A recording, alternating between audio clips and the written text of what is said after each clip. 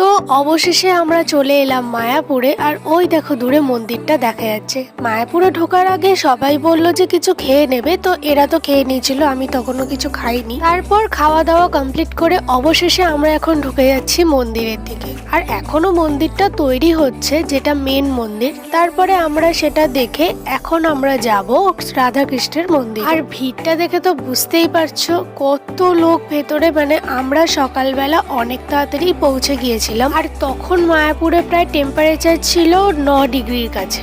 যাই হোক, তখনও তো কুয়াশা বেশ ভালোই ছিল, রোদ তখনও ঠিকঠাক ভাবে ওঠেনি, আর ওয়েদারটা খুবই সুন্দর লাগছিল।